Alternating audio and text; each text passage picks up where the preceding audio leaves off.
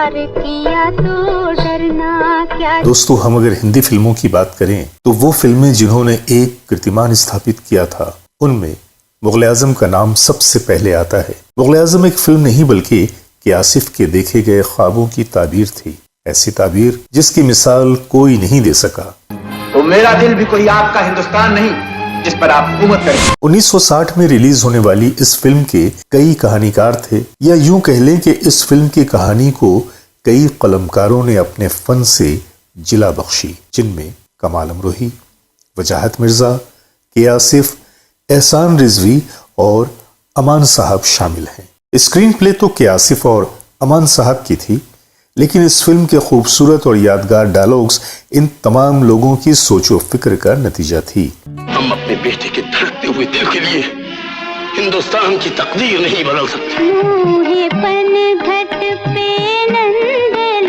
अगर आज शहंशाह इंसाफ के पर्दे में अपनी शिकस्त का इंतकाम ही लेना चाहता है। फिल्म के संगीतकार नौशाद थे, और इस फिल्म की खास बात यह थी कि किसी भी फर्द ने अपने काम में कंप्रोमाइज नहीं किया, न तो पैसों के मामले में, न ही वक्त के मामले में, और न ही मेहनत के मामले में।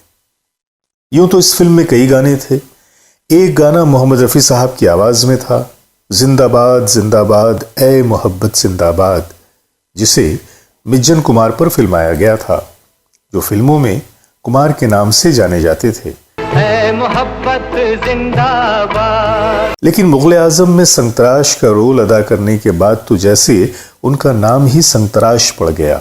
कुमार साहब के अंदाज को अपनाते हुए रफी साहब ने अपनी आवाज का एक अनोखे ढंग से किसी पोपले आदमी के मुंह से निकलती हुई आवाज का रंग दिया था। जिसके दिल में प्यार ना हो वो पत्थर है इंसान कहाँ। मुगल आजम के जिस नग़मे ने पूरे मुल्क को दीवाना बना दिया था, वो था लता मंगेशकर जी की आवाज में रिकॉर्ड किया गया नगमा, प्यार किया तो डरना क्या, जब प्यार किया तो डरना क्या, प्यार किया कोई चोरी नहीं की, छुप छुप आहें भरना क्या, प्यार किया तो डरना क्या। आज इसी गीत से जुड़ी हुई कुछ बातें मैं आपके सामने पेश करने जा रहा हूं। ऐसी बातें जिन पे हैरत होती है। 16 वर्षों में मुकम्मल होने वाली इस फिल्म में इस दौर के करोड़ों रुपए की लागत आई थी। महज इस गाने की शूटिंग के लिए जो शीश महल बनाया गया था, उसकी लागत 10 मिलियन की थी, जबकि उस जमाने में 1 मिलियन में औसत दर्जे की फिल्म बन जाती थी।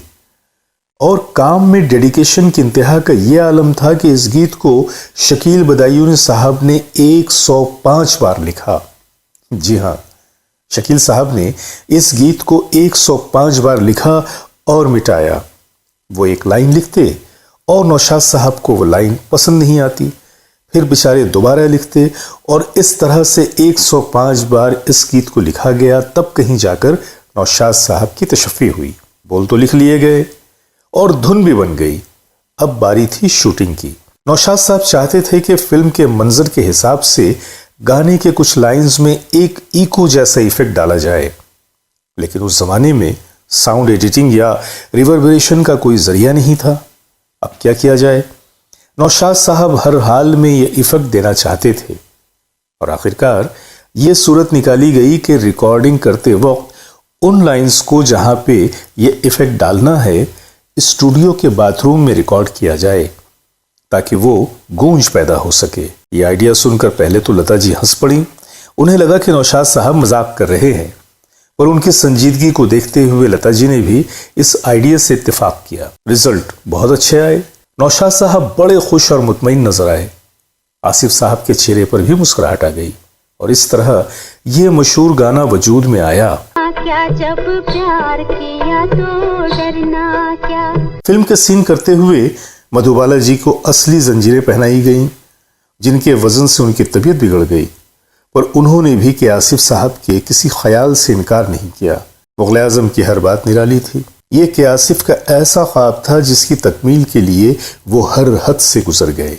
दिल्ली के आला दर्जी, सूरत से एम्ब्रॉयडरी, हैदराबाद के ज्वेलर से बनवाई गई ज्वेलरी, कोल्हापुर के कारीगरों ने ताज बनाए, हथियारों को राजस्थान के लोहारों ने बनाया, फुटवेयर को आगरा के कारीगरों से बनवाया गया। ये तो थी महल के अंदर इस्तेमाल होने वाली चीजें, पर लड़ाई के मैदान के लिए 2000 ऊंट और 4000 घोड़े इस्तेमाल किए गए और जंग में 8000 ट्रूप इस्तेमाल किए गए, जिनमें बेशतर इंडियन आर्मी से लाए गए थे।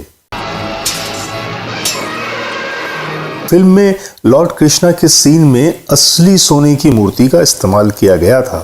आसिफ साहब पूरी फिल्म को ही रंगीन बनाना चाहते थे, पर अब डिस्ट्रीब्यूटर्स अपनी सहन शक्ति खो चुके थे और उन्होंने फिल्म के 2 हिस्सों को ही रंगीन करने की सहमति दी। प्यार किया कोई चोरी नहीं की, छुप छुप आहे भरना क्या। 2004 में इंडियन आर्ट्स एकेडमी की जानिब से पूरी फिल्म को रंगीन सूरत में पेश किया गया और रफी साहब के गाए हुए नगमे जिंदाबाद जिंदाबाद में कोरस के लिए 100 लोगों का इस्तेमाल किया गया था। जिंदाबाद जिंदाबाद ऐ मोहब्बत जिंदाबाद। अब मैं एक बहुत खास बात बताने जा रहा हूं।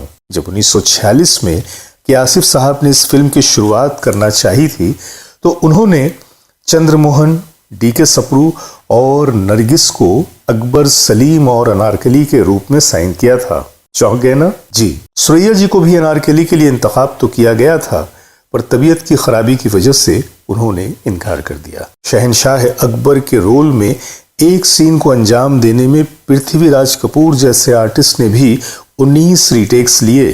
कि धड़कते हुए दिल के लिए हिंदुस्तान की तकदीर नहीं बदल सकती। और हाँ, दिलीप साहब के आसिफ साहब की निगाहों में उनकी पहली पसंद नहीं थे, बल्कि चंद्रमोहन को उन्होंने साइन तो कर लिया था, पर चंद्रमोहन साहब की अचानक मौत के बाद 5 साल तक वो इंतजार करते रहे कि आखिर इनकी जगह किसे साइन किया जाए, और फिर प्रोड्यूसर्स के बताने पे उन्होंने दिलीप साहब को साइन किया।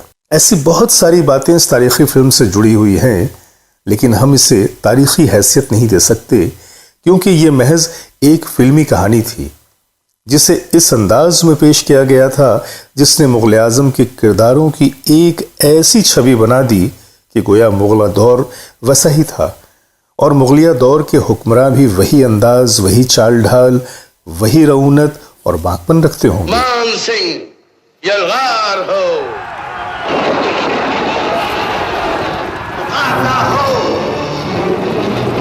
बहरहाल उम्मीद है कि आज की कहानी आप लोगों को पसंद आई होगी। प्यार किया तो डरना क्या।